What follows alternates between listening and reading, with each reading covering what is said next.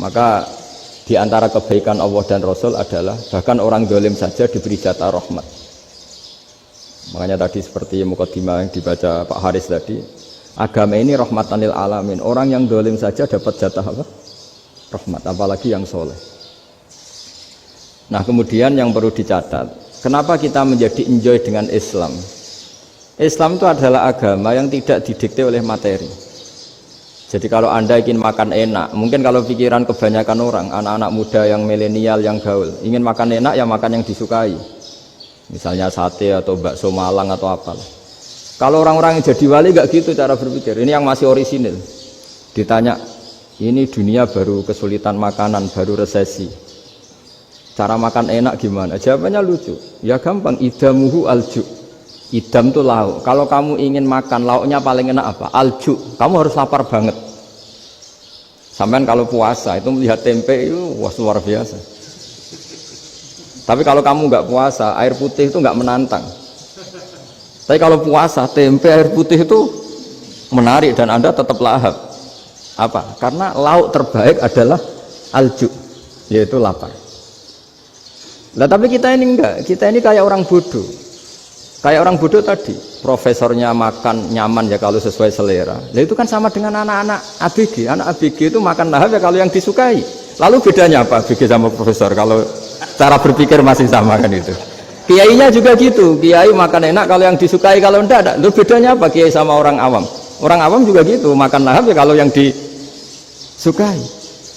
Nah ternyata perilaku kita ini yang pintar sama yang bodoh sama mas.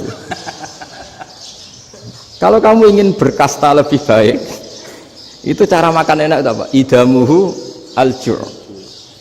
Lauk terbaik adalah karena kita sangat lapar. Makanya masyhur dalam cerita-cerita tarikh sirah nabawiyah. Nabi diberi hadiah, beberapa hadiah. Di antaranya ada yang diterima, ada yang enggak. Termasuk yang dikembalikan itu dokter. Ada seorang raja memberi hadiah Nabi dokter Tobit. Itu sama Nabi dikembalikan karena dokter ini sudah lama kumpul Nabi itu gak pernah sakit. Akhirnya dokter ini putus asa, ini gak perlu diobatin. Ketika ditanya kenapa ya Rasulullah engkau gak pernah sakit, karena kita ini kaum, kita ini komunitas masyarakat yang tidak akan makan kecuali lapar, dan kalau sudah makan berhenti sebelum kenyang. Jadi sederhana sekali pengobatan zaman Nabi. Sebagian besar penyakit itu pasti disebabkan kita ceroboh dalam hal makan. Sudah ngerti kalau durian masalah, kalau makan durian ini enggak kehitung gitu. Apalagi kalau gratisan itu tambah banyak. Gitu.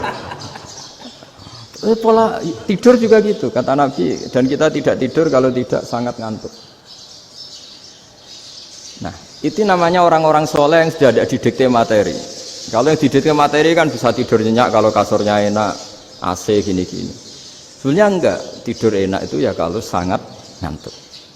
Mbok di gudang, mbok di bis, kalau sangat ngantuk ya semuanya ya enak. Sama, mbok lapar, mbok hanya tempe, tapi kalau sangat lapar itu ya enak. Nah ini ilmu yang mulai hilang, ilmu-ilmu yang mulai hilang. Nah, cara ibadah juga gitu. Kita ini kan, saya ini punya bapak kiai, mbah kiai. Punya guru yang sangat alim ya seorang Kiai Memun. Itu dulu kita pengkaji ilmu itu tidak pernah tahu bedanya NU dan Muhammadiyah.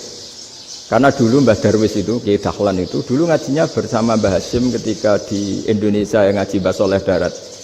Mbah Soleh Darat itu dulu ngajinya sama buyut saya ke-6 namanya Mbah Soleh Asnawi di Kudus. Mbah Soleh Darat itu dulu alim-alimnya orang Jawa ya Mbah Soleh Darat, Soleh bin Umar. Tempatnya di Semarang, tapi beliau itu sebenarnya orang Jepara yang dekat Kudus. Setelah di Mekah, Mbah Hasyim ini mondoknya ya, mulazimnya ke Syekh Mahfud Termas. Tapi sesekali ke Syekh Khotib Minangkabau. Nah yang Mbah Ahmad Dahlan lebih sering ke Syekh Khotib Minangkabau, sesekali ke Mbah Mahfud. Singkat cerita, karena Syekh Khotib Minangkabau sudah modern ya, terlibat organisasi dunia. Pas itu beliau pengagum Muhammad Abduh, pengagum Rasid Ridho, sehingga bawaannya Mbah Dahlan itu lebih pergerakan karena beliau lebih ngidolakan Syekh Khotib. Nah Syekh Khotib sendiri sebenarnya orang Minangkabau, Jadi beliau namanya Muhammad saja sebenarnya. Jadi menantunya orang Arab. Oh itu dicibir mertuanya ini karena punya mantu orang Jawa, orang ndak Arab. Singkat cerita terus si mertuanya bilang gini, kamu jangan pernah bilang kalau orang Arab itu mansa kanal Arab, orang yang bertempat di Arab. Walakin man takallama bi arabiyyin fasihin, tapi orang bisa ngomong Arab secara fasih. Singkat cerita, kalau kamu tidak percaya, nanti suatu saat menantu saya kalau Jumatan, tidak usah kamu kasih tahu, langsung suruh jadi khotib. Nggak usah kamu kasih tahu, sarannya tidak usah kamu kasih tahu. Kalau sekarang kan enggak. Kalau dosen mau jadi khotib kan mengumpulkan materi dulu. Lucunya di antara materinya itu dari TV, makanya jadi ribet kan khutbah sekarang. Kalau musim corona ya akan ngomong corona, musim apa yang ngomong apa. Jadi lagi-lagi didikte oleh media. Sebenarnya kalau ngomong kan sesuai kebutuhan umat, ini obatnya apa, tapi enggak sesuai trending topik, itu kan kayak anak-anak gaul. Ini dokter kok gitu kan aneh. Singkat cerita si khotib ini enggak dikasih tahu, saya Muhammad tadi enggak dikasih tahu, langsung disuruh khutbah. Fatakallama bikalamin fasihin, dia ngomong fasih sekali, bahkan ngalah-ngalahi fasihnya orang Arab asli. Semenjak itu beliau dapat gelar al-khotib, orang yang cakap berpidato berkhutbah. Makanya terus desa khotib al-Minangkabau. Jadi orang Indonesia itu luar biasa. Dulu yang namanya orang Indonesia di Arab Saudi itu dihormati sekali, karena yang kesana itu pasti ulama. Sudah alim di Indonesia kesana, termasuk Mbah Ahmad Dahlan, Mbah Hasyim dulu karena sama-sama muridnya Mbah Soleh Darat. Lama-lama yang kesana itu TKI TKW itu ya mulai agak dibully.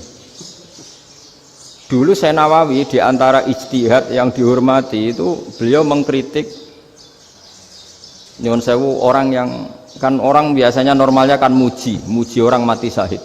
Hebat orang mati syahid itu hebat gini. Oke, kita sepakat orang mati syahid itu hebat. Tapi kata Imam Nawawi dengan syarat niatnya itu li'ila'i kalimatillah dan itu bawaan takdir. Saya ulang lagi, itu bawaan takdir, harus mati di medan perang. Tapi tidak boleh seseorang ini niat perang tapi niatnya supaya syahid.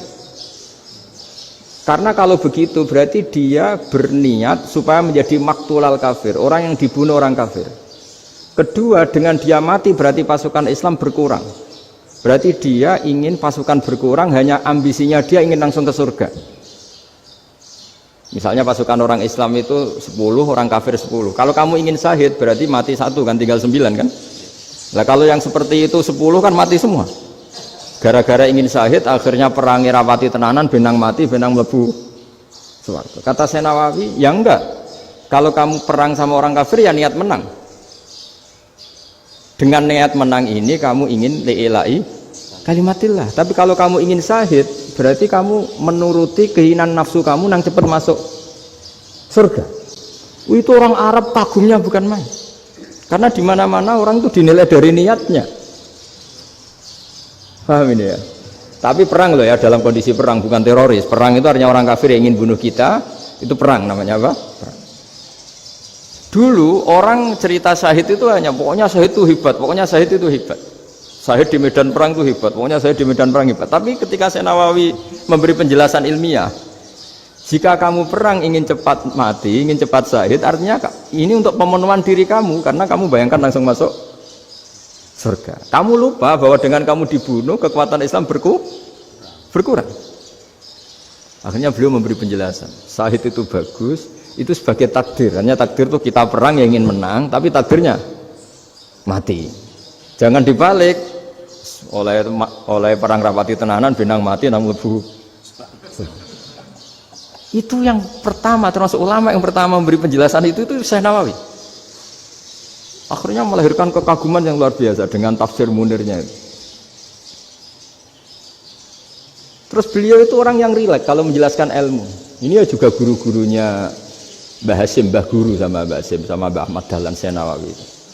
Jadi dulu yang alim di Arab itu ada Syekh Nawawi, ada Syekh Khotib Minangkabau, ada Syekh Bakir Jogja, ada Syekh Mahfud Termas. Itu orang Indonesia banyak sekali yang alim. Bahkan diantaranya yang dikagumi Al-Azhar itu juga orang Indonesia, nama Syekh Abdul Manan, itu mbahnya Syekh Mahfud Termas. Itu pertama ada duta besar Indonesia di Mesir, itu termasuk barokahnya Mbak Abdul Manan tadi, itu juga orang Indonesia. Jadi pemahaman ulama Indonesia itu khas, termasuk ketika memaknai apa? Syahid. Ketika memaknai apa?